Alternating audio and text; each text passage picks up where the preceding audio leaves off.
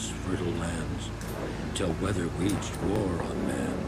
The seas rose, the sun scorched the earth, and the people fled. Some remained behind. I've burned my tomorrow,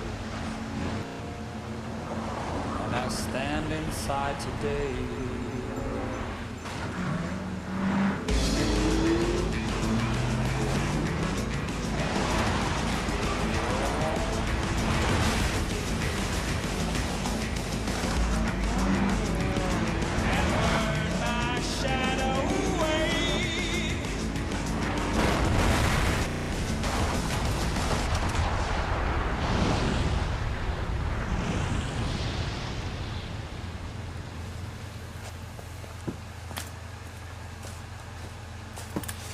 Okay, and with that, we start the video game Fuel by Codemasters. Now, this is a new game that isn't a simulator like Dirt and some of the other games that Codemasters does. Instead, it takes place in a post-apocalyptic future where apparently you have to drive whatever you need to drive to survive or something like that. The intro kind of covers that. But the neat thing about this game is it has over 5,000 miles of rendered terrain. You don't have to take the course that the computer is suggesting for you. You can go whichever way you want. Unfortunately, very often that means you'll end up in the middle of a ravine, or hit a tree, or go into the ocean, any number of potential scenarios. So we just got this game this afternoon, so we're going to go ahead and give it a try. I've had about 10 minutes on this game, maybe, no, actually I played it earlier today for about 15 minutes. So I don't have a lot of experience, but it allows us at least to jump right in. Let's see, so let's go ahead and we'll do career mode. Now, actually let me back up just there. You'll see that there's also challenges. Now, challenges, when you're in free ride mode, you find challenges. But once you find them, you can instantly jump to them in the offshore shack, whatever. When you're in the menu mode, you can automatically jump to any of the challenges. Now, challenges give you the option to win fuel. Fuel is the currency of this game. If you want to buy a car, you have to spend as much, you have to give fuel to be able to do it. So your winnings, your earnings, and special bonuses are all paid out in fuel points. For example, I did a speed run earlier. I got 2,000 fuel points. Anyway, let's go ahead and get into career mode. And we will start with what the first game is, which is called Leap of Faith. Now, I've already played this in rookie mode, so I'm going to go ahead and jump in expert mode and see if I do any better. It took me 3 tries the very first time I got into this game to win the first level. That said, I was also talking to the camera half the time, so I wasn't really paying that much attention. Now, your driver, you don't get a lot of options. My guy has a helmet and shirt because I've won those. Otherwise, you pretty much all start out as either, with different skin tones, but other than that, you're a tatted up dude without a shirt and a bandana, and that's pretty much how everybody starts. It says you can customize, but you have to win these things along the way. Starting off, everybody's pretty much naked and the same. Same for the bikes. I mean, we have a choice of 3 different colors. I mean, the design doesn't even really change, it's just colors, so it's kind of pointless. As far as customizations go, maybe it'll mean more later on.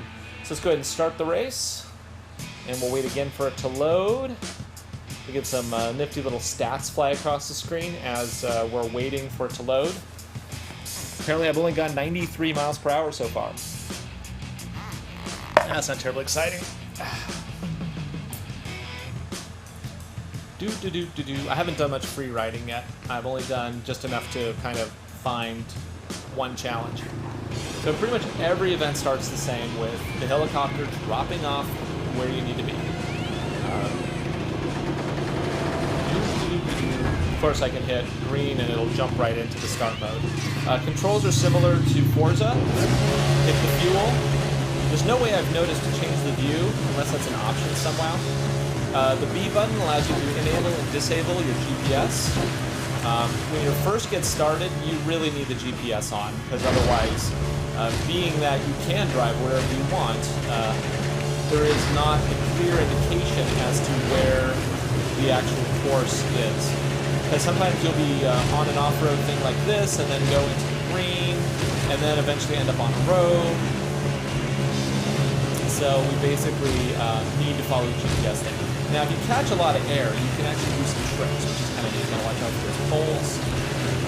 If you do hit something and you're going really fast, it'll automatically respawn your character, but there is no damage in this game. So we're gonna hit the first checkpoint. Done. It says that we have 4 checkpoints to hit, with the last one being the finish line. Now, if you look at the bottom left-hand side, you'll note there's an old street where they turned over tanker. Can you pull a trick here? Yeah, no trick. You'll notice in the bottom left there is a little map. If you get lost, that is useful. Hit it. Oh, no trick. You actually have to have quite a bit of speed to be able to pull off a trick. Not into the ocean! Okay, not cool. Let's see, how am I doing? I'm in 2nd place now, thanks to that.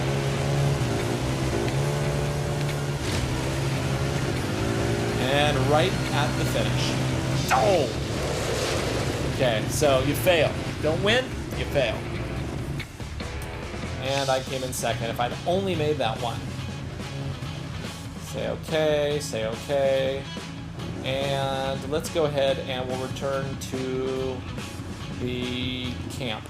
Now, we have the option, of course, like most driving games, of just starting and restarting that level within the game, so you don't have to go out and go in, go out and go in. You just hit restart, and it loads a lot faster.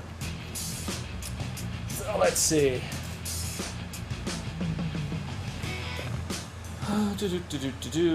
And we're going to go back to career, and we will then check the next level out. This one is a car. It's called Lakeside Run. Again, I've already beat this in rookie mode, so we'll go ahead and shoot for it in expert mode. It's now a buggy style. You'll notice that the vehicles are not really based on any real vehicles. There's no licensed Ferraris or anything in here. It's all unusual vehicles that are appropriate for the terrain and for the environment. According to the book, in the back inside the case, weather becomes an issue later on in the game.